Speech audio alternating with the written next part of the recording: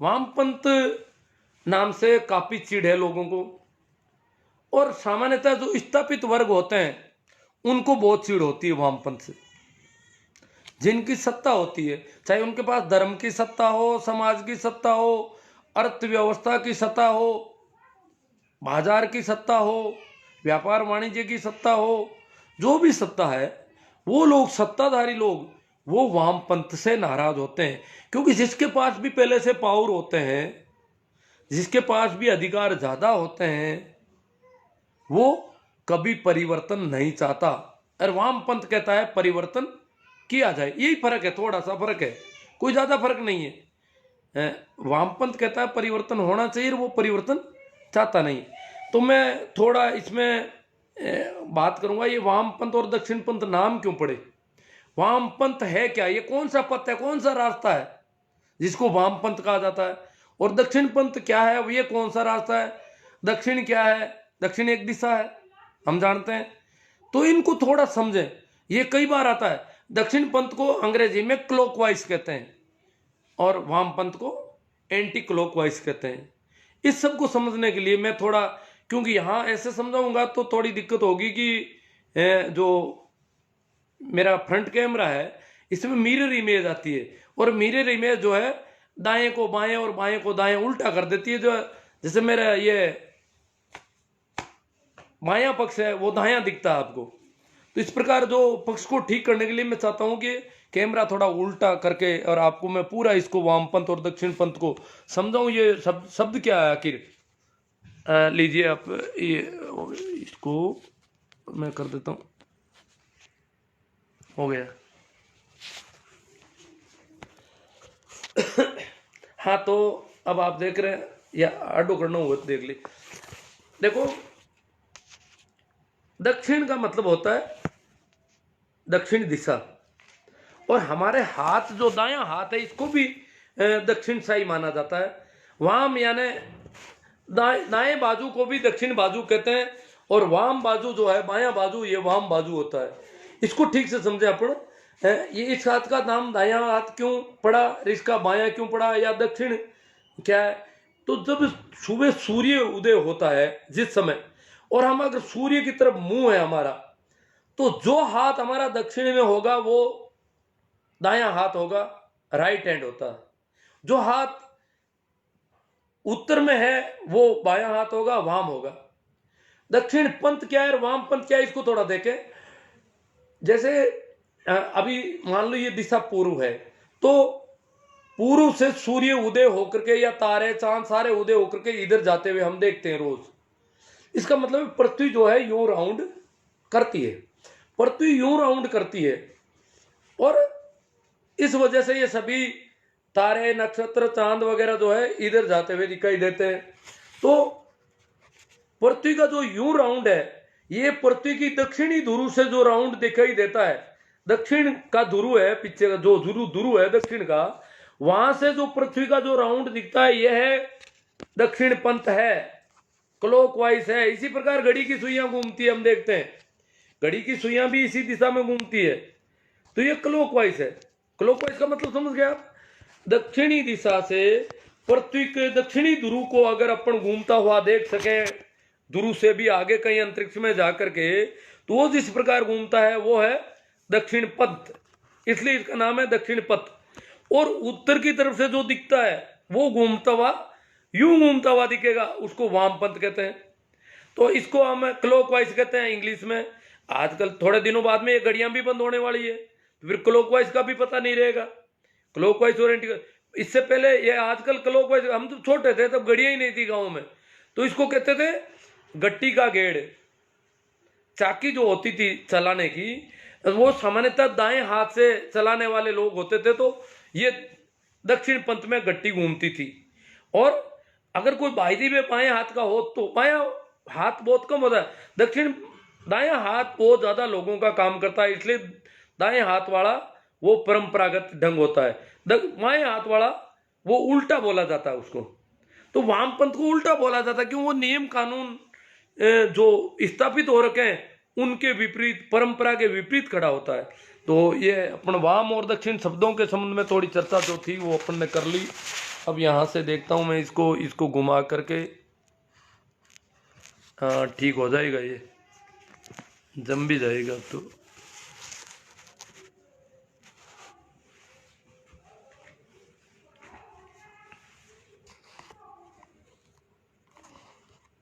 हाँ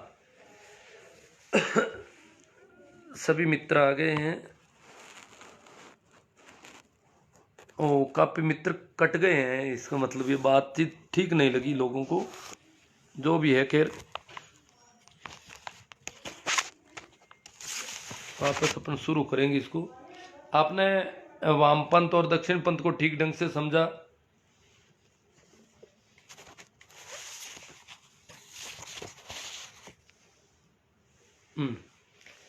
अब अपन आगे बात करते हैं इसकी।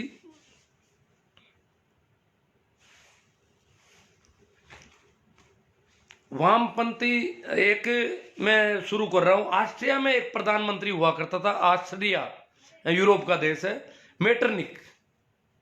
मेटरनिक कहता था कि परिवर्तन पागलपन है, जो चल रहा है उसको चलने दो। उस समय क्या हो रहा था, इटली और जर्मनी के एकीकरण के लिए जगह जगह आवाज उठ रही थी। उससे कुछ वर्षों पहले ही फ्रांस की क्रांति हुई थी। फ्रांस की क्रांति के बाद, फ्रांस की क्रांति भी जो लंबा थोड़ा राजवंश चला आ रहा था, उसके खिलाफ एक बहुत बड़ा था कि भाई इनको यहां से हटाना है और हमें कुछ नया करना है। तो वो वैसा ही यूरोप के दूसरे देशों में होने लगा और जर्मनी और इटली के एकीकरण का प्रयास चल रहे थे। तो उस समय मेटरनिक कहता है कि परिवर्तन पागलपन है। वो परंपराओं का पोषक था, परंपरावादी व्यक्ति था, और परंपरावादी व्यक्ति सदैव परंपराओं का पोषण करता है। इसलिए वामपंथी वो होता है जो परंपराओं के खिलाफ खड़ा होता है, क्योंकि वामपंथी सामान्यतया कमजोर तबके की तरफ से खड़ा होता है। परंपराएं पोषित करना वो चाहता है जिसके पास पावर ज्यादा है। वो चाहता है कि परंपराएं जारी रहनी चाहिए। तो अब धार्मिक हिसाब से देख लो, मुल्ले, मौलवी, पोप, पादरी, पंडे, पुजारी, ये सब परंपरावादी होते हैं। ये सब दक्षिणपंथी होते हैं क्योंकि इनके हित वहां टिके हुए हैं। ये धर्म के नाम पर बिजनेस करने वाले लोग होते हैं। धर्म के नाम पर ही धंधा करते हैं, व्यवसाय करते हैं, लोगों का शोषण करते हैं। तो ये जो भी शोषण करने वाले शोषक वर्ग है, वो सदैव चाहता है कि जैसा चल रहा है उसको चलने दो। मेटरनी की भाषा बोलता है शोषक वर्ग, जो चल रहा है चलने दो, परिवर्तन पागलपन है। तो इसका मतलब जो कोई भी, क्योंकि इनके पास नियम होते हैं अपने, इनका अपना सिस्टम होता है, और सिस्टम के खिलाफ जो आवाज होती है वो होती है क्रांति, आंदोलन। और क्रांतिकारी प्रत्येक व्यक्ति वामपंथी है। जितने भी क्रांतिकारी हुए इस दुनिया में वो सभी वामपंथी है। वो चाहे मार्क्स को नहीं जानते, मार्क्स से पहले भी, जैसे बुद्ध है, महावीर है, कबीर है, गोरख है, मोहम्मद है, जीसस है, जितने भी लोग हुए वो सब वामपंथी है। जैसे गुरु गोविंद सिंह का खालसा, अब खालसा शब्द को भी इन्होंने आतंकी घोषित कर रखा है। गुरु गोविंद सिंह का खालसा भी परंपराओं के खिलाफ खड़ा हुआ था। जो ऊंच नीच और भेदभाव था उसके खिलाफ उन्होंने खालसा नाम का कोई एक दीक्षा का कार्यक्रम होता था, और उसमें एक कोई पिलाया जाता था रस, सभी को साथ बैठ के, और भेदभाव दूर करने के लिए, ऊंच नीच दूर करने के लिए, छुआछूत दूर करने के लिए, ये उनका खालसा पंथ था।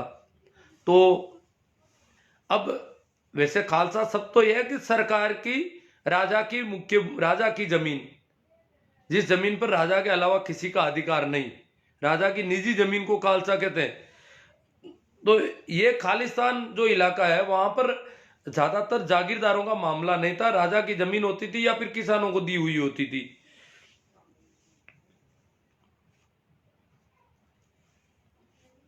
तो खालसा में उन्होंने जत्थे तैयार किए, जहां भी शोषण होता है, महिलाओं पर अगर अत्याचार होता है तो खालसा के जत्थे, उनके निहंग सरदार होते थे जो शादी विवाह नहीं करते थे, वो उनकी आगे सेनापतित्व करते थे और वो जत्ते जाते थे। आज भी जत्तों के रूप में आ रहे हैं, पंजाब से जो लोग आ रहे हैं वो ज्यादातर जत्तों के रूप में आ रहे हैं।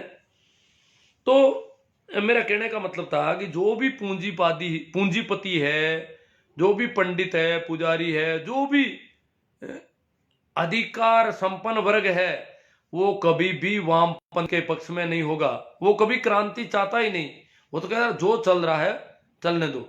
और जो नक्सलवाद और जिन्हें हम वामपंथी कहते हैं, एक देख के नक्सलवादियों ने जरूर कानून हाथ में लिया कि अगर ऐसा करेंगे तो हम मर जाएंगे, मार देंगे।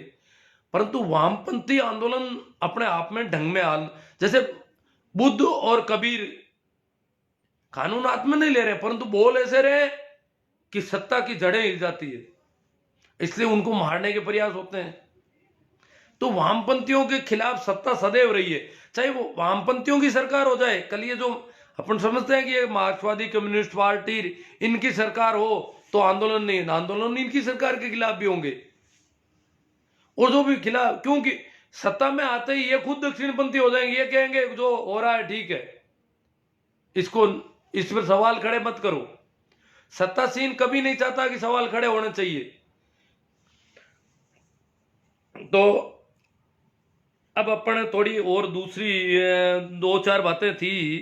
नक्सलवादी नहीं, वामपंथी ही दक्षिणपंथी, आज का एक चैप्टर था, तो वो अपन ने उस पर बात कर ली कि वामपंथी भी वामपंथ से ही दक्षिणपंथी और ये पंडित पुजारी वगैरह नाराज रहते हैं, नक्सलवादियों से नहीं, वामपंथियों से। जबकि वामपंथी कहीं कोई गलत नहीं दिखते। मैंने कहा ना, एक अर्थों में कबीर भी वामपंथी है, बुद्ध भी वामपंथी है।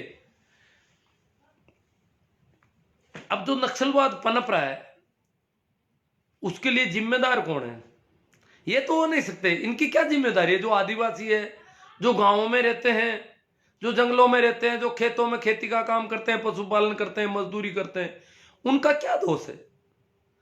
उनको विद्रोह में खड़ा होना पड़े, इसके लिए इनका जरूर दोष है कि इनको विश्वास में नहीं लेते, इनको भरोसे में नहीं लेते, इनसे वार्ता नहीं करते, इनसे बात नहीं करते कि हम आपका औद्योगिक विकास करेंगे और आप यहां से थोड़ा हट जाइए। इनको पहले इनको तो बेवकूफ बनाने की कोशिश करते हैं। जब इनको पता चलता है कि हमें भरमाया जा रहा है, हमें धोखा देने का कोई प्रयास हो रहा है, कोई षड्यंत्र हो रहा है, फिर ये खड़े हो जाते हैं। यही हुआ है सदैव। जो भी निचले तबके हैं, ग्रामीण हैं, किसान हैं, इन लोगों के साथ सदैव धोखा देने का प्रयास किया सत्ता ने। और धोखा जब भी पता चलता है, जैसे छोटे बच्चे को भी पता चल जाए कि ये मुझे झूठ बोल रहे, जुमला दे रहे हैं, बच्चे को पता चल जाए कि ये जो कह रहे हैं मुझे जो है झूठी बात कह करके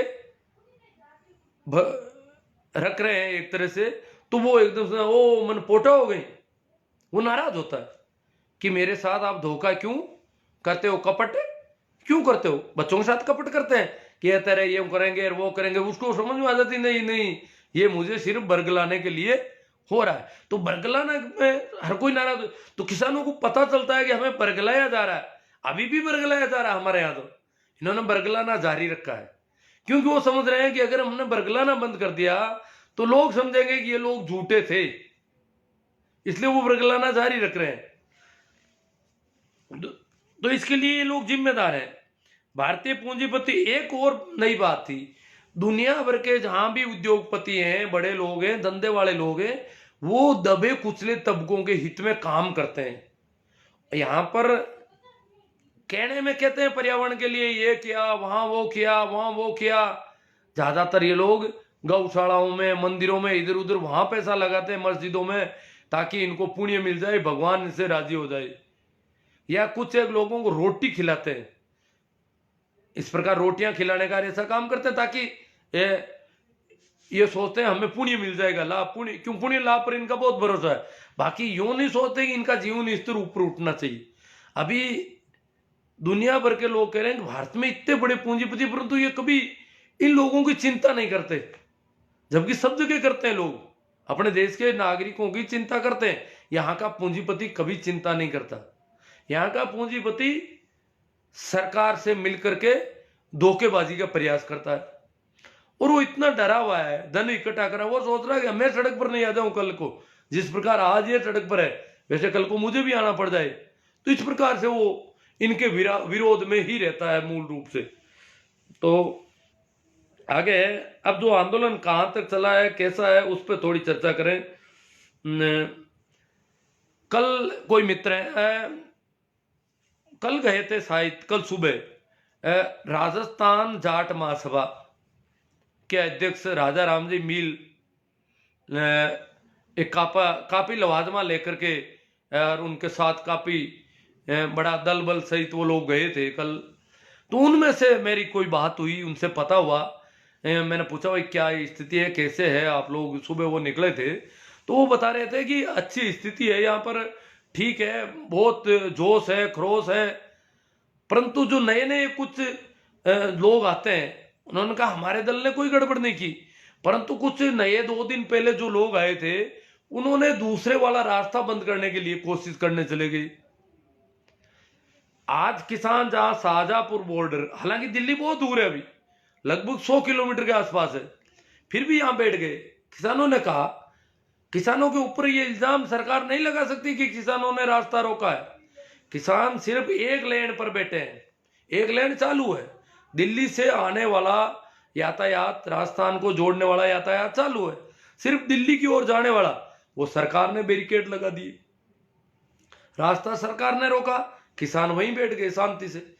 किसानों ने कहा कि हमें ने तो बैरिकेड हटाने ने उस लेन पे जाना है, हम पंजाब के किसानों के समर्थन में हैं, हमारा समर्थन यहां से जारी रहेगा, पंजाब वाले हैं दिल्ली के पास, हम यहीं बैठे हैं और आराम से बैठे रहेंगे, कानून हाथ में नहीं लेंगे। पर जब नए नए लोग जाते हैं वो क्या है कि थोड़े धैर्य टूट जाता है उनका, 2-3 दिन में, 4 दिन में वो कह रहे हैं वो रास्ता रोको और ये क्या है, हो ही नहीं रहा कुछ, सरकार की कानों में जू नहीं रह रही, इसलिए हम तो ऐसा करना चाहिए। नहीं, ऐसा करोगे तो सरकार मौके की तलाश में, सरकार यही चाहती है कि ये कुछ कर ले तो फिर मैं कर लूं, इसलिए आंदोलन संवैधानिक ढंग से ही चलना चाहिए। इस प्रकार कोई अगर करते हैं तो उनका पूरा, और इस प्रकार के लोग जाए ही नहीं, जिनके धीरज की कमी है, जिनमें धैर्य, वो नक्सलवादी है, जो कानून में हाथ लेना और सीधा विरोध करने की कोशिश कर रहे हैं, वो एक तरह से नक्सलवाद है, वो कभी जीत नहीं पाता। जीतने के लिए हमारे संवैधानिक अधिकार है, संवैधानिक ढंग है, संवैधानिक तरीका। ठीक है, पंजाब वालों को जब पंजाब में ही रोक रहे थे तो उस समय वो कैसे भी करके और विरोध को झेल करके वहां पहुंच गए। ठीक, उनके उसके बाद उन्होंने आज तक कुछ नहीं किया, बैठे हैं दिल्ली के बाहर रोक लिया, बाहर बैठ गए, बिल्कुल शांति से बैठे, कुछ ही ऐसे बैठे हैं जैसे यही रहना है इनको जीवन भर, वहीं बस गए, बस्तियां बस गई, टेंट लग गए, गलियां मोहल्ले, अगर गांव शहर, वो वैसा कर लिया उन्होंने, बस बैठे हैं। सरकार आएगी, वार्ता करेंगी, नहीं आ रही, नहीं, हम हमारा काम, हमारा विरोध प्रदर्शन जारी है। तो हमारे राजस्थान से, उत्तर प्रदेश से, जहां से जो वो सब उनके समर्थन में जा रहे हैं, तो समर्थन में जा रहे हैं तो हमको आगे होकर के किसी भी प्रकार का हम अगर करते हैं कुछ भी, क्योंकि सब उनको करना है, हम उनके समर्थन में, इसलिए इस प्रकार जो कर रहे हैं वो जो है थोड़ा ध्यान रखें, जाएं तो धीरज रखें, शांति रखें, और वहां तब तक रुकें जब तक आप अच्छी तरह से रुक सकते हैं, शांति और धीरज के साथ। जल्दी से जल्दी कुछ करने की कोशिश करो। 9 महीने आंदोलन किया है आगे पंजाब के लोगों ने, 1907 में 9 महीने तक टिके रहे यहाँ पर। अभी तो हमारा 3 महीने से थोड़ा बहुत ज्यादा हुआ है आंदोलन, ये पंजाब से शुरू माना जाए उस समय से 3 या 3.5 महीने हुए होंगे, तो अभी तो बहुत। और ये सरकार अपन समझ रहे हैं इतने लोग मर गए, उनकी परवाह नहीं है, गुरुद्वारे में मत्था टेकने जा रहे हैं। अरे भैया इनसे मिल लो ना, इनसे नहीं मिल रहे हो। तो हमें बहुत ध्यान रखना है, और बहुत अच्छा चल रहा है, वहां के समाचार बहुत अच्छे हैं, बहुत जोश खरोश है, शांति है, आनंदित है, परवाह नहीं है, और कह रहे हैं हम मौका एक भी नहीं देंगे उनको। हाँ, वहां पर ये जो जियो है इसका नेटवर्क बिल्कुल नहीं है, उन्होंने नेटवर्क हटा लिया वहां से, वोडा की, वहां से जो भी लोग हैं जियो वाले फोन से बात तो कर सकते हैं, पर नेट नहीं चलती है जियो की बिल्कुल, वहां पर नेट के डाटा उन्होंने रोक रखे हैं। जिस प्रकार नेट बंदी करते हैं यहाँ पर, कभी कोई कुछ रगड़ा होता है इस प्रकार उन्होंने अपने नेट रोक रखी है। वोडाफोन का नेट चल रहा है वहां पर, क्योंकि रोकने के तो कोई आदेश नहीं है किसी के।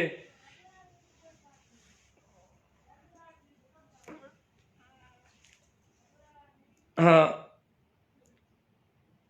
एक बात से काफी लोग नाराज हो गए थे आज दिन में। अभी मैंने कमेंट किया, मैंने कहा भाई जो भी व्यक्ति ब्राह्मण से चिढ़ता है, जैसे ब्राह्मण से हम चिढ़ते हैं या पूंजीपति से हम चिढ़ते हैं, ये अच्छी बात नहीं है। पूंजीपति होना कोई बुरी बात नहीं है, या ब्राह्मण होना। अब जन्म से कोई ब्राह्मण है तो क्या हो गया, जन्म से हो सकता है इजाद किसने की, जातियों की किसने बनाई, किसने ऊंच नीच बनाई, उसके लिए वो जिम्मेदार है क्या, जन्म ले लिया जिसने। अब कुछ लोग एकदम से भड़क गए कि ब्राह्मण तो कभी अच्छा हो ही नहीं सकता। क्यों भैया, अच्छा वही अच्छा होता है, वही ब्राह्मण है। अगर अच्छा नहीं है इसका मतलब वो शूद्र है। कोई भी व्यक्ति अच्छा नहीं है, भला नहीं है, भेदभाव करता है, तो वो व्यक्ति शूद्र है। भेदभाव करना ही अपने आप में शूद्रता है, ये शूद्रपन का व्यवहार है। तो ब्राह्मण होने मात्र से, या जैसे पूंजीपति है, पूंजीपतियों ने ये जो विकास आज हम देख रहे हैं, ये पूंजीपतियों की देन है। गरीबों के भरोसे विकास नहीं होता, ये कमजोर तबकों के भरोसे भी विकास नहीं होता। ये शेयर वालों की, पूंजीपतियों की, उद्योगपतियों की वजह से विकास हुआ है। तो पूरी तरह हम उसको गलत कह दें, ये बात भी ठीक नहीं है। उनकी वजह से हमें जो इतना विकास हुआ है उसमें वो कारण है, उन्होंने मेहनत की है और उन्होंने पूंजी को आगे बढ़ाया है। तो पूंजीपति होना खराब नहीं है, परंतु पूंजीपति होकर के दूसरे लोगों के साथ धोखेधड़ी करना, जैसे ब्राह्मण होकर के धोखा करता है या पूंजीपति होकर के धोखा करता है, तो धोखा करना खराब है। या परंपराओं का पोषक वो व्यक्ति जो भी परंपराओं का पोषण करता है, वो प्रत्येक व्यक्ति जो है वो पंडित है, मुल्ला है, मौलवी है, जो परंपराओं का पोषण करता है। जो जाति आधारित भेदभाव करता है, ऊंच नीच ज्यादा मानता है, वो प्रत्येक व्यक्ति ब्राह्मणवादी है, चाहे वो शूद्र हो। जो ब्राह्मण से गणना करता है जाति के आधार पर, वो व्यक्ति ब्राह्मणवादी है, वो व्यक्ति जातिवादी है, क्योंकि उसने उसके मनुष्य को नहीं देखा, उसमें सिर्फ ब्राह्मण दिखता है, उसको ये नहीं दिखता ये भी आदमी है, ये भी ठीक हो सकता है, ये भी निष्पाप हो सकता है। तो राधा राम जी का जो काफिला है वो कल पहुंच गया और काफी अच्छा चल रहा है। ये जो भी जा रहे हैं, देखो एक इनकी बात है, राधा राम जी के काफिले वालों, मैंने पूछा, उनसे पूछा भाई आपका क्या मोटू क्या है, आप कई वार्ताओं में नहीं क्या, हम तो पंजाब वाले जो कर रहे हैं, जो पहले से आंदोलन है उसके सपोर्ट में खड़े हैं, हमें कुछ नहीं करना, हम सिर्फ सपोर्टर है। तो जितने भी अब जा रहे हैं, यूपी वाले आए, मध्य प्रदेश वाले, सभी कहते हैं हम सपोर्ट में है, हम किसानों के सपोर्ट में है। वो किसान जो निर्णय करेंगे, जो बिल वापस लेने हैं, वो उनका काम है, हम इसमें बीच में कोई, जैसे पहले बीच में एक थे वो भारतीय किसान संघ वाले, वो भाग खड़े हुए, अब वो सरकार की तरफ चले गए क्योंकि वो कुछ बीच बचाव करना चाहते थे। तो अब जो भी है वो सब सपोर्टर है। जैसे अब हनुमान जी बेनीवाल भी जा रहे हैं 28 तारीख को, आज उनका इंटरव्यू आया है, हिंदुस्तान टाइम्स इंग्लिश का समाचार पत्र है, उसमें उनका इंटरव्यू है। उन्होंने क्लियर कह दिया कि मैंने सरकार की कमेटियों से इस्तीफा दे दिया है और जो 3 बिल है उनके खिलाफ जो किसान आंदोलन है उसके सपोर्ट में हम हैं। हमारा लक्ष्य है 2 लाख का, 1 लाख से ज्यादा लोगों को हम वहां लेके जाएंगे। उनका इंटरव्यू में उन्होंने कहा है कि हमारा लक्ष्य 1 लाख से ज्यादा लोगों को वहां लेके जाना है। अब कितने ले जाए, 10,000 भी ले जा सकते हैं, 20,000 भी, जरूरी नहीं ला, परंतु काफी है, उनका काफिला काफी बड़ा होगा ऐसा अनुमान है। उन्होंने, उनकी भी तैयारियां हो रही है, उन्होंने अपने टेंट वगैरह जो भी सामान हो, इस बार ऐसी बात नहीं है कि वो वहां यूं भाग दौड़ करेंगे, वहां जाकर के रुकने का प्रोग्राम उनका है। और इस प्रकार से वो एक राजस्थान की तरफ से काफी अब संख्या बल बढ़ जाएगा, पहले भी काफी हो गए, अब बढ़ेगा। 26 तारीख तक और रोज जा रहे हैं, परंतु 26 तारीख को एक और काफी लोगों का, और उन्होंने सरकार का इस मामले, इन 3 बिलों के मामले में विरोध किया है, खुलकर किया है। उन्होंने तो यहां तक कह दिया कि मैंने लोकसभा में मैं उस दिन था नहीं। क्यों नहीं था? कि सरकार ने मेरी झूठी रिपोर्ट बनाई है कोरोना की, इसलिए मैं लोकसभा में रह नहीं सका। कोरोना पॉजिटिव बता दिया गया। देखो, पहला केस है जो इतना जल्दी दोबारा कोरोना पॉजिटिव हो गया, तो संसद की जो रिपोर्ट है उनको उसको उस इंटरव्यू में हनुमान जी ने कहा वो रिपोर्ट जो है झूठी है, मुझे बाहर रखा गया, इसलिए मैं विरोध कर नहीं पाया और अब मैं उसके विरोध में हूं। तो इस प्रकार वो लोग भी अब जल्दी ही जा रहे हैं। और उन्होंने तो यहां तक कहा कि मैं जिन कमेटियों में हूं उन कमेटियों में भी ये जो जनहित के मुद्दे हैं उनको नहीं उठाती है सरकार। कमेटियों के प्रमुख और होते हैं, क्या करना है क्या तय करना है वो अध्यक्ष सचिव वगैरह वो लोग करते हैं, तो हम तो सदस्य हैं।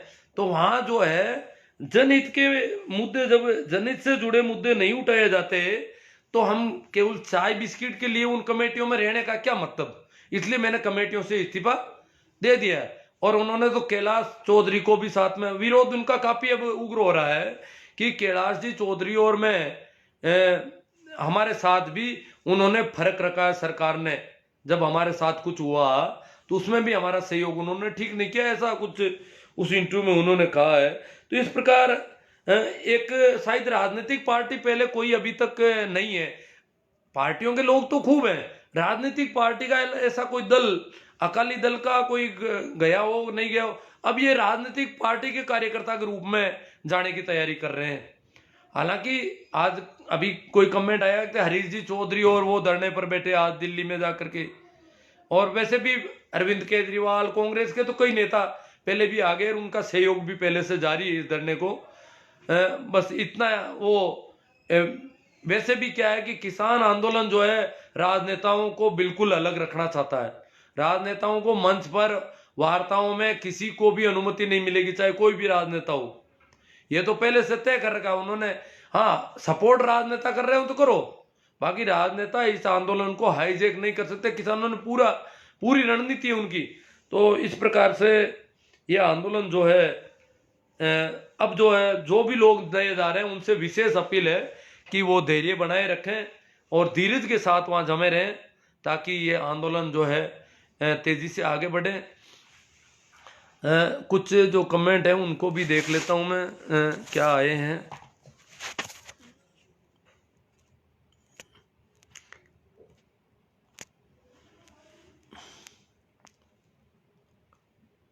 हाँ, नमस्कार, राम राम, प्रणाम, वो तो चल ही रहा है। कमेंट पे थोड़ा देख लेते हैं। भाई काफ़ी लोगों ने कमेंट किए हैं। नमस्कार राम राम के कमेंट अगर देखा जाए तो बद्री जी दूंदवाला ये तो देख रहे हैं, लक्ष्मण जी ये देख रहे हैं, भाई राम सिंह जी देवंदा इन्होंने भी कमेंट किया है, मोती सिंह जी पूनिया, एच बी बोध, प्रेम मेघवाल, नमस्ते सर जी, मैं आपकी काफ़ी दिनों से फॉलो करता हूँ और आपको सुनता हूँ। अब मेरी पोस्टिंग भी आपके पड़ोस में ही है। प्रेम जी मेघवाल जो मेरे पड़ोस में ही कहीं सर्विस कर रहे हैं आजकल, मेरी पोस्टिंग भी आपके पड़ोस में ही हो गई है। आपसे मिलने का इच्छुक भी हूँ। आप एक जागरूक ही नहीं सुधारवादी व्यक्तित्व के साथ सच्चे मानववादी भी हैं। हाँ, जरूर मिलेंगे प्रेम जी, अगर अड़ोस पड़ोस में कहीं आप हैं तो मिलेंगे अपन। पर आपको मिलकर एक निराशा हाथ लगेगी कि मेरी बात सुनने की समस्या है, वो आपको मिलोगे तब पता चलेगा, ये तो सुनता ही नहीं कुछ। सुभाष जी जलवाणिया, हाँ काफ़ी लोगों ने कमेंट किए हैं। आशु जी सियागिया देख रहे हैं, चंद्र जी शेखर, भंवरलाल जी कासनिया, ठीक बात है, कमेंट किया इन्होंने कि बात ठीक है।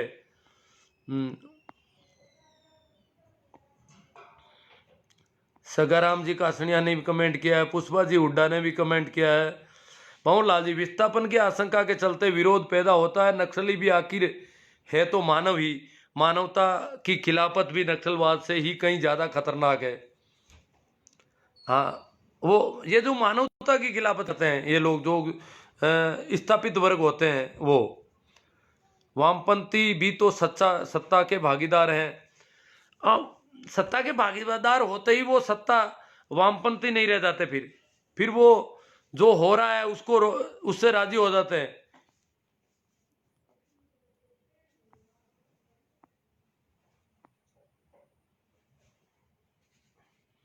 पुखराज जी जहांगीर कह रहे हैं दुकान चालू, पता नहीं किसकी दुकान चालू है। पुखराज जी जहांगीर कोई वो अंधभक्त टाइप के लगे मुझे, शायद ये इनको तो बहुत गुस्सा आ रहा है मेरे ऊपर ही। जैसे किसानों पर गुस्सा आने लग गया ना, वैसे मेरे ऊपर भी इनको गुस्सा आने लग गया। पहले तो ये गुस्सा करते थे मुसलमानों पर, फिर इन्होंने वामपंथियों पर गुस्सा शुरू किया, नक्सलियों पर किया, आतंकवादियों पर किया, अब हमको किसानों को सबको ये तो आतंकवादी मानने लग गए। हाँ, छोटू राम जी नाइक सारुंडा सर, भारतीय मीडिया जब चाहे पूंजीवादियों की सत्ता को बचाने के लिए किसी भी शांतिपूर्ण चलने वाले आंदोलन को भंग करने के लिए मनचा नाम दे देते हैं, जैसे नक्सलवाद, वामपंथ, खालिस्तानी। अब खालिस्तान तो बहुत शानदार आंदोलन है। खालसा का जो आंदोलन है वो तो ऊंच नीच के खिलाफ था। वो तो महिलाओं को, किसी दबे कुचले लोगों को कहीं कोई परेशान करता था, उसके लिए उन्होंने जत्थे तैयार किए थे। तो ये आज ये लोग जो नारा लगा रहे हैं वाह गुरु दी खालसा, तो जो खालसा की जीत के नारे लगाए जा रहे हैं, वो जीत जो है वो नारा अच्छा नारा है। खालसा कोई खराब चीज नहीं है। ये तो इंदिरा गांधी ने जब खालिस्तानी आंदोलन जिसका नाम दिया था ऑपरेशन ब्लू स्टार के बाद में, वो इंदिरा गांधी ने ऑपरेशन ब्लू स्टार किया था अमृतसर में। ऑपरेशन ब्लू स्टार के बाद में सिख कौम जो है वो भड़क गई थी। तो उस समय का मीडिया मुझे याद है, मैं उस समय जवान हो ही रहा था। तो उस समय का जो मीडिया था, आज की तरह ये सब मीडिया इतना नहीं था। ये रेडियो था, ऑल इंडिया रेडियो, उसकी 2-3 सर्विस थी और कुछ नहीं था। टीवी थी तो कुछ शहरों में थी थोड़ी बहुत, कहीं कहीं, हमारे गाँवों के पास आसपास टीवी नहीं थी। तो ऑल इंडिया रेडियो के जो पूरा दुष्प्रचार है, खालिस्तान ये वो, सिखों को इतना ज्यादा बदनाम किया उस समय कि हमें सिख जो टर्कों में इधर उधर हमारे यहाँ से निकलते तो हमें बहुत यूं लगता कि भूत आ गए, कोई राक्षस आ गए। तो खालसा को बदनाम शुरू किया कांग्रेस की उस समय की सरकार ने। उस समय का सारा मीडिया, रेडियो वगैरह तो वो करते ही थे, अखबार भी लगभग यही लिपापोती करते थे। मैं उस समय बीबीसी भी सुनने लगा, वहां थोड़ा कुछ अलग बातें आती थी। फिर भी हमें बड़ा यूं लगता था कि पंजाब में तो कोरे ही आतंकी है, पंजाब पूरा ही आतंकवादी है, सरदार सिख सारे के सारे आतंकवादी, ऐसा लगता था। और उसी समय हमारे पड़ोस के गांव से हमारे कोई रिश्तेदार पंजाब रवाना हुए ट्रैक्टर लाने के लिए, ट्रैक्टर खरीदना था। मैंने कहा पंजाब मार दिए जाएंगे, गोली ठोक देंगे वहां, तो देखते ही गोली मारते हैं, और ट्रैक्टर के रुपये लेके जाएंगे ये लोग। मुझे तो यूं लगा ये क्यों मरने जा रहे हैं यहाँ। उनको और लोगों ने कहा आप क्यों जा रहे हैं, उन्होंने कहा हम तो पहले गए थे, लेके आए, वहां तो कोई है ही नहीं, ऐसा कुछ है ही नहीं। हमारे ये मामला समझ में नहीं आ रहा, पता नहीं इनके कौन दोस्त है पंजाब में। पंजाब तो गोली ठोकता है, देखते हैं जिसको ही, रोज मारते हैं लोगों को, कभी पुलिस वालों को मार देते हैं, इंस्पेक्टर को, बड़े बड़े पुलिस के अधिकारियों को गोलियां ठोकी जा रही है, और आम जनता को मारा जा रहा है। तो वहां तो कोरे आतंकवादी रहते हैं। सिख और आतंकवादी उस समय पर्यायवाची सा हो गया था उस मीडिया की वजह। जैसे आज किसानों को आतंकवादी पर्याय कर दिया, किसान का मतलब देशद्रोही या आतंकवादी, वैसे पर्यायवाची से बनने गए, ये इस मीडिया की बदौलत हो रहा है। तो उस जमाने के मीडिया ने उनको, जबकि खालसा पंथ जो है वो बहुत ही जो परंपराएं थी भारतीय समाज की, ऊंच नीच और जो गड़बड़ घोटाले थे, उनके खिलाफ जत्थे तैयार किए थे उन्होंने। तो बहुत अच्छा आंदोलन है खालसा एक तरह से। तो खालसा को कोई बदनाम कर रखा है तो ये मीडिया वालों ने, इन लोगों ने किया क्योंकि वो परंपराओं के खिलाफ था।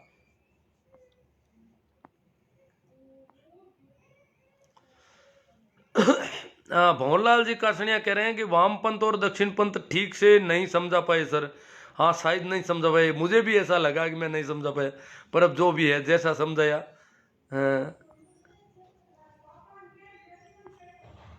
केरल में सरकार है वामपंथ की, सीएम पिनरई, हाँ सरकारें हैं वो तो। जब नक्सलवाड़ी का जो मामला हुआ, 20,000 लोग मारे गए, उसके बाद बुद्धदेव भट्टाचार्य की सरकार बनी थी इसमें कोलकाता में, पश्चिम बंगाल में, और लगभग 30-35 साल तक रह गई मेरे हिसाब से, शायद बहुत लंबी सरकार रही एक ही पार्टी की पश्चिम बंगाल में। इतनी लंबी सरकार रह गई, दूसरे आई नहीं। उस नक्सलवाड़ी आंदोलन को कांग्रेस सरकार ने जिस बुरी तरह से कुचला था उसकी वजह से।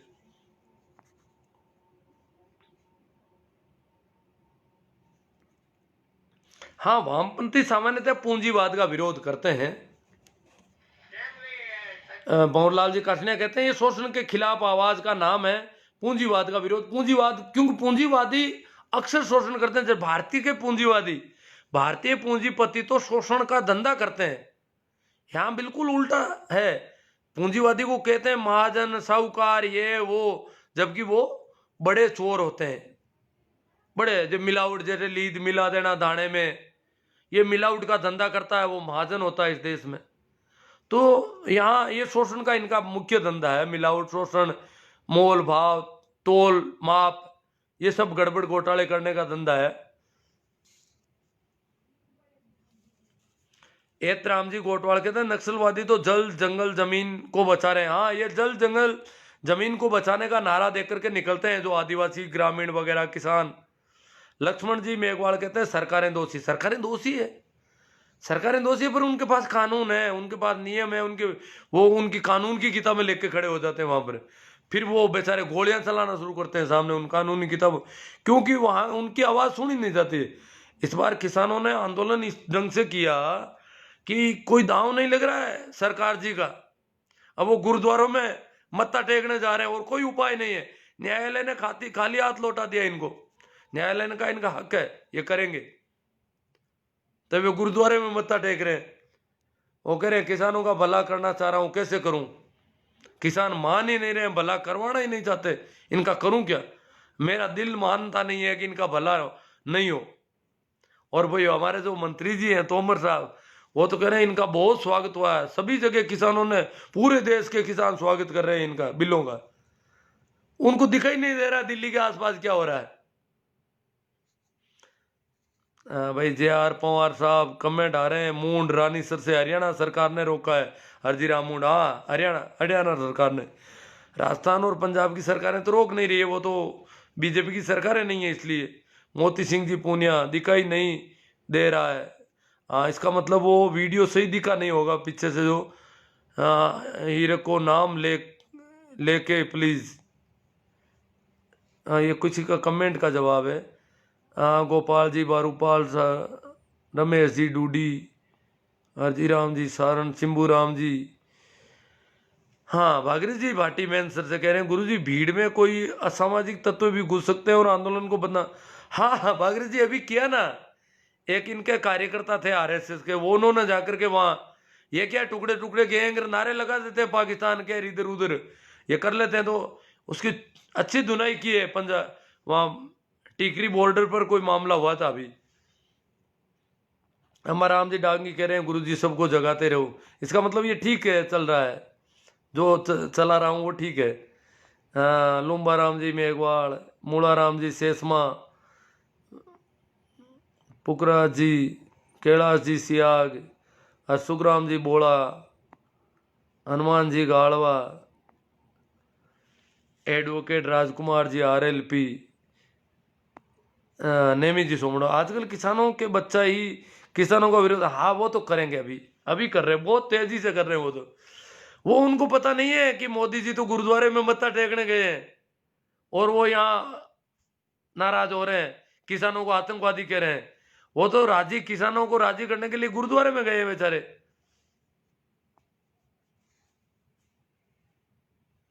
ये कह रहे हैं यहाँ पर जो गोबर भक्त हैं हमारे लोकल किसानों के बच्चे, वो कह रहे हैं कि किसान वहां है ही नहीं, कोई किसान नहीं है, वामपंथी है, कांग्रेस। किसान तो खेती कर रहे हैं। किसान अगर वहां है तो फिर एक सब्जियां कैसे आ रही है, फल ये गाँव में कैसे आ रहे हैं, शहर में कैसे आ रहे हैं? किसान खेती का काम कर रहे हैं, वहां कोई किसान नहीं है, ये सब दूसरे लोग हैं। ये वामपंथी है, ये आतंकी है, ये देशद्रोही है। पता नहीं कितने नाम अपन जानते हैं, कब से सुन रहे हैं। ये खालिस्तान की मांग कर रहे हैं, खालिस्तान के नारे लगा रहे हैं। ये तो काजू भी किशमिश खा रहे हैं, ये तो मेवा खा रहे हैं वहां पर। रोज गाजर के हलवे, काजू कतली चल रही है। ये कैसे किसान? जो काजू बादाम खा रहे हैं ये किसान है? ये तो वहां पर रोज मसाज करवा रहे हैं, पड़े पड़े धूप लगा रखी है, धूप में कुर्सियां लगाई है और मसाज कर चल रही है। मसाज का धंधा चल रहा है यहाँ तो। अब कोई किसी के अगर हड्डियों में दर्द है, कुछ और है, वो मसाज कर रहा है, तो आपको क्या दिक्कत है? वैसे ही हमें शांतिपूर्ण बैठे रहना है किसानों को, तो मसाज करे, कसरत करे, व्यायाम करे, अपने स्वास्थ्य के लिए कुछ भी करे, ये क्यों चिढ़ रहे हैं? ये किसानों के बेटे चिढ़ रहे हैं इस प्रकार।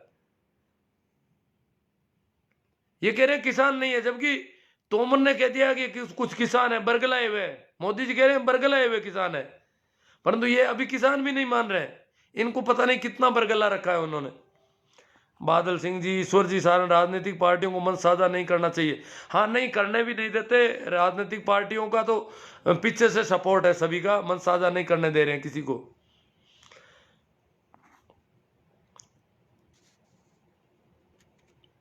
हाँ, शोभा राम जी जाट कह रहे हैं ज्यादा से ज्यादा लोगों को आंदोलन भेजो। नहीं, संख्या बढ़ रही है, बढ़ जाएगी, जल्दी बढ़ रही है संख्या। काफी लोग, धर्मेंद्र जी आंसरा और ये जो वहां पर है, शोभा राम जी भी शायद वहां पर है, शोभराज जी जाट, शोभराज जी जाट कह रहे हैं ज्यादा से ज्यादा लोगों को भेजो आंदोलन में। इसका मतलब वो वहां लोग है।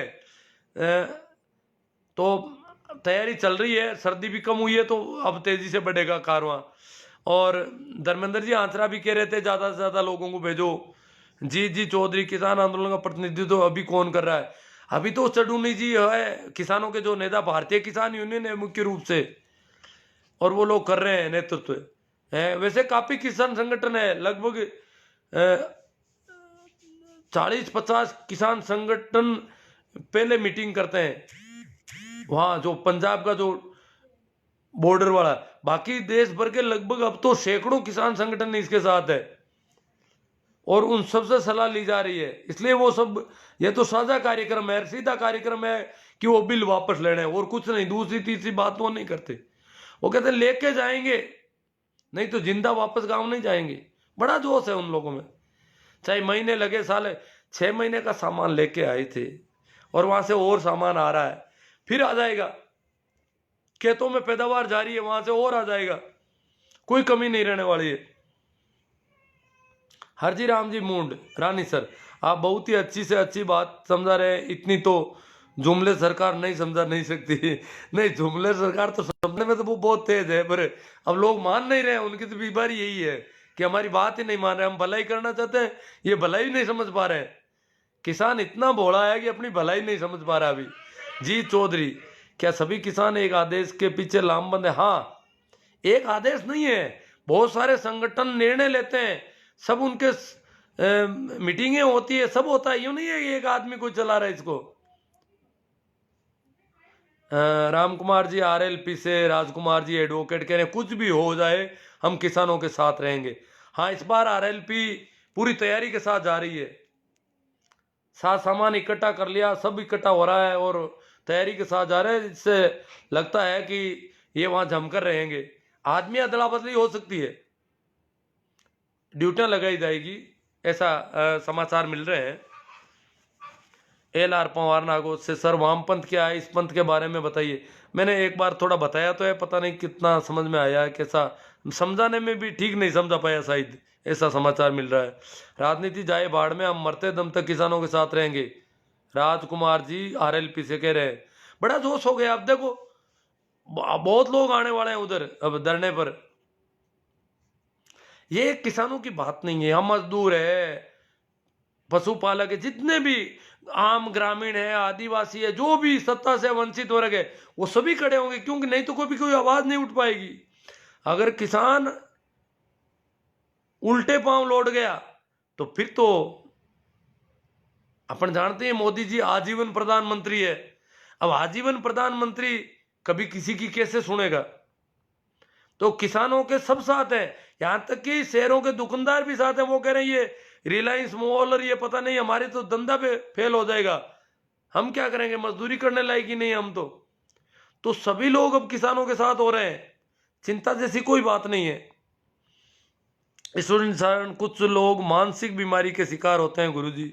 हाँ होते हैं, यही तो बीमारी है, तभी तो गोबर गोमूत्र खाने पीने को राजी हो जाते हैं। LR पवार नागौर से, आज की मीडिया सरकार की चाटुकारिता कर रही है। मीडिया लगभग सदैव ही करती रही है, पर ये जो प्राइवेट चैनल आने के बाद मीडिया इस प्रकार चाटुकारी सारे चैनल नहीं करते थे, परंतु इस बार इन्होंने पिछले 5-7 साल में इन्होंने सबसे पहले मीडिया को कंट्रोल में किया। ये सही है। सरकारी मीडिया जो DD चैनल, जो DD TV जो है, DD चैनल तो थे, वो तो पहले भी कांग्रेस के राज में भी यही काम करते थे।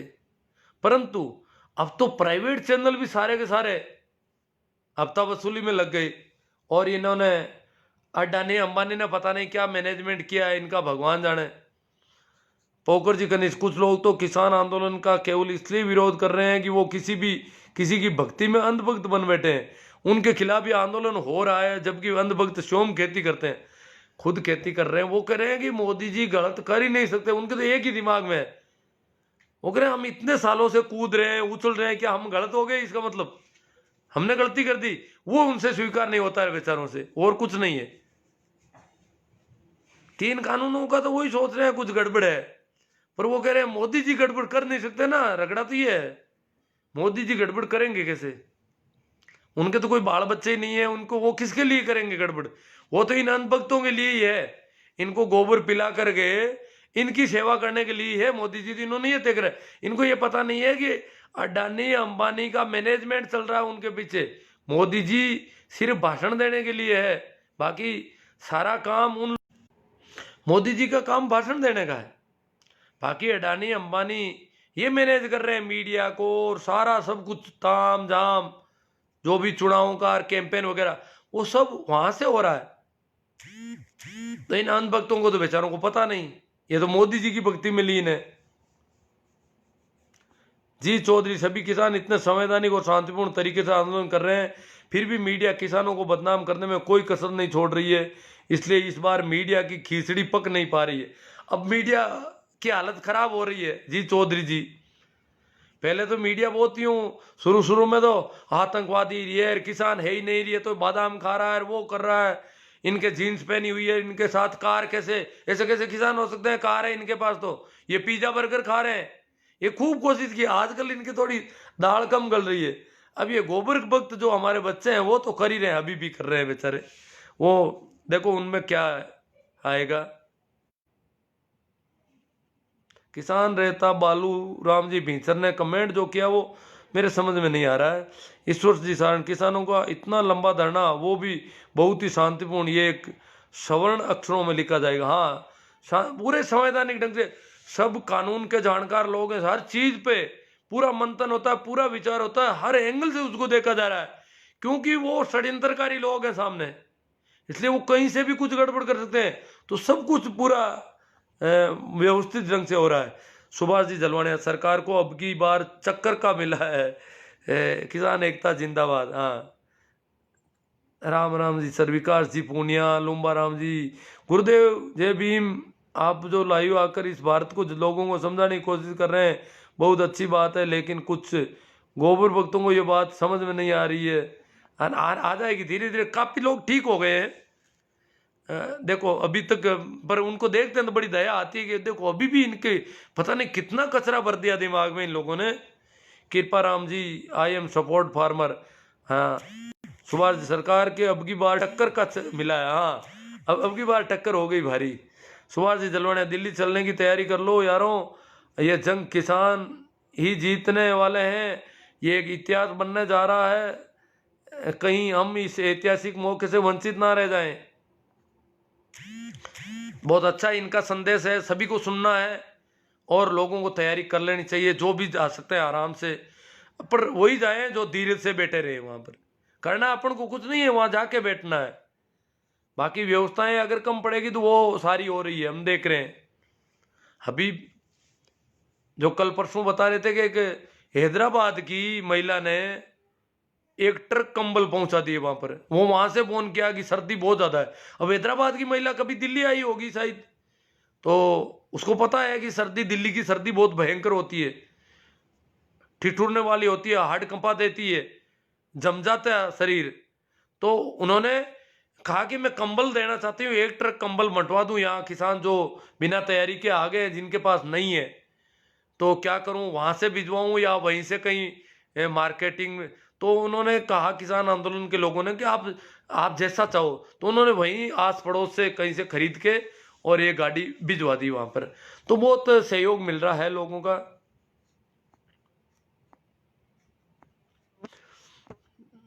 आई सपोर्ट यू भाई, नमो बुद्धाय, ये मेरा सपोर्ट कर रहे हैं। मूला राम जी कह रहे हैं अम्बेडकर को मानो। अंबेडकर के संविधान को मान रहे हैं किसान, अंबेडकर को ही मान रहे हैं और किसको मान रहे हैं? संविधान के देवता अंबेडकर हैं। तो अंबेडकर को ही मानकर इस पर पूरे संवैधानिक ढंग से खड़े हैं। जिन्होंने संविधान का शपथ लेकर सत्ता पर बैठे हैं वो तो संविधान का मखौल उड़ाने में लगे हैं। लूंबा राम जी, ऐसा क्या कारण है कि अंधभक्त गोबर भक्तों को अपना ही बुरा हो रहा है, लेकिन वो समझ में नहीं आ रहा है? हाँ, वो कह रहे हैं किसानों को समझ में नहीं आ रहा। देखो अंधभक्तों का ही मजा है। वो कह रहे मोदी जी तो भलाई करना चाहते हैं पर ये किसान नहीं समझ रहे हैं। हरजी राम जी मूंड रानीसर से, सर मैं तो 6 दिन से शाहजहांपुर बॉर्डर पर किसानों के साथ रहकर आया हूँ। घरेलू कार्य के लिए आना पड़ा। 27 तक वापस मेरे भाइयों के साथ जाऊंगा। बहुत अच्छी बात है, धन्यवाद आपका हरजी राम जी। आप वापस भी जा रहे हैं और कुछ और लोगों को भी साथ में लेके जाएंगे। रहकर भी आए हैं राकेश जी खोकर चौधरी, खेतों का पानी अब आंखों में आ गया है, मेरे गांव का किसान अब शहर में आ गया है। हाँ, ये नारा है चौधरी साहब। कोडेचा बाई तो उससे पंजी से, राइट सर जी। यहाँ कमेंट आ रहे हैं हनुमान जी बाई तू पंजी से बोल रहे हैं, जय गुरुदेव। हाँ, भानु प्रताप चौधरी किसान एकता जिंदाबाद। हरजी राम जी मूड राइट से, आंदोलन के कार्यकर्ता दिन रात असामाजिक तत्वों पर कड़ी नजर रखी जा रही। हाँ, कोई असामाजिक तत्व वहां का आकर के कुछ गड़बड़ करना चाहता उस पर नजर रख दिया जाते, और जिनमें धैर्य कम है उनको भी रोका जा रहा है। धीरे धीरे रहो आप। शिम्बू आर्ट पुंदलोता, किसान है तो धरती पर मानव का निशान है। मानव तो किसान की वजह से ही है। मानव जो सभ्यता किसान की वजह से सभ्यता शुरू हुई। उससे पहले तो जंगली जीवन था। जब खेती शुरू की उस समय आदमी जमकर रहना शुरू हुआ एक जगह। उससे पहले पशुपालन आखेट की जो अवस्था है। तो मानव सभ्यता किसान से शुरू होती है, और किसान खत्म हो गया तो सभ्यता खत्म हो जाएगी। भानु प्रताप चौधरी, भानु प्रताप जी चौधरी, किसान एकता जिंदाबाद। विजय बारूपाल जी, आपके विचारों को दिल से सैल्यूट सर। सिंबू आर्ट पुंदलोता, जय जवान जय किसान। तो देखो मैंने कुछ कमेंट कहीं दिखाई दिए पर वापस कहीं खो जाते हैं यहाँ पर। जब तक गुरुजी आप जैसे वैचारिक क्रांतिकारियों की संख्या समाज में नहीं बढ़ेगी तब तक इन गोबर भक्तों का इलाज नहीं हो सकता। देखो इलाज बहुत हुआ है। मैं अगर देखूं तो 6 साल पहले मैंने ये व्हाट्सएप चलाना शुरू किया। फेसबुक तो मैं पहले चलाता था कंप्यूटर से। उस समय तो हमारे गांव के लोग बहुत कम जुड़े हुए थे। एंड्रॉइड फोन मैंने 2014 में लिया। 2014 के बाद में शुरू में अभी 2 साल पहले तक तो गले पड़ रहे थे, गालियां निकाल रहे थे। अब उनकी संख्या कम पड़ रही, और कुछ तो ऐसे लोग भी मेरी नजर में है जो हमें गालियां निकालते थे वो हमारे साथ खड़े हो गए। बदलाव तो हो रहा है, बहुत धीमी गति से हो रहा है। अब जो ज्यादा मंदबुद्धि है उनका इलाज नहीं हो रहा है अभी, और उनका एक दिक्कत हो रहा है। वो कह रहे हैं हम पहले ऐसी बातें कर चुके इसलिए ऐसी बात कैसे करें। अब मोदी जी के खिलाफ तो हम कभी थे ही नहीं, तो अब कैसे हो जाएंगे। ये उनकी दिक्कत है बड़ी।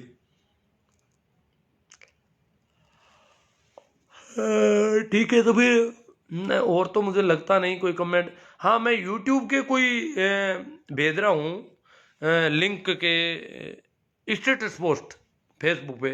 तो मित्रों ध्यान रखें, आप भी उसको कॉपी करके वापस पेस्ट कर सकते हैं कहीं, या शेयर कर सकते हैं, या कॉपी करके भी पेस्ट करते हैं स्टेटस पोस्ट। उसकी वजह से क्या होगा कि हमारे जो यूट्यूब पर ये जो भाषण है यूट्यूब पर फैलते रहेंगे।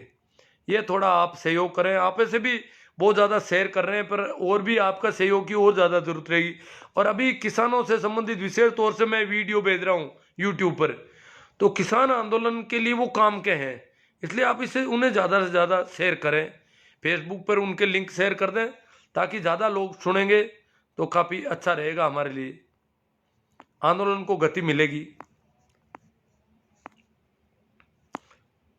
और मैं जो यहाँ बोला, इस बहुरूपिया मोई जी को सर्कस में होना चाहिए। रमेश कुमार जी कह रहे हैं चाइल संवैधानिक पद पर ठीक नहीं बैठते हैं। सराहनीय प्रेरणादायक बातें कहते हो, हार्दिक आभार। बीरा राजस्थानी जी, बीरा राजस्थानी जी है तो यहाँ हमारे मकराना नागौर के, और हरियाणा में इनका बिजनेस है।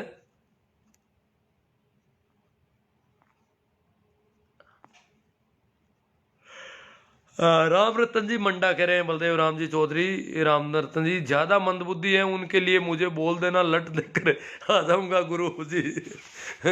ये लट पर उनका जोर है राम रतन जी, इस घर मैं लट लेके आ जाऊंगा। ज़्यादा मंदबुद्धि है, आपको कोई गालियां निकाल रहे हैं तो लट लेके आ जाऊंगा। इन्होंने पहले भी मुझे कहा है कि इस प्रकार कोई करते हैं तो मुझे बता देना, आप हम लट लेके ही काम करेंगे उनका। परंतु हमें नक्सलवाद नहीं अपनाना है अभी। राम रतन जी, गुरु जी के साथ ब्याई जी भी हो, हाँ वो ठीक है, रिश्तेदारी भी हमारी सब है। तो विक्रम जी गोलिया, जय जवान जय किसान जय वीर तेजा जी। हाँ तो काफ़ी कमेंट आ गए, सारी बातचीत लगभग हमारी जितनी होनी थी हो गई। और कुछ लोग मारवाड़ी का कह रहे हैं, मैं 1-2 दिन में मारवाड़ी का भी कोई सेशन रखने जा रहा हूँ।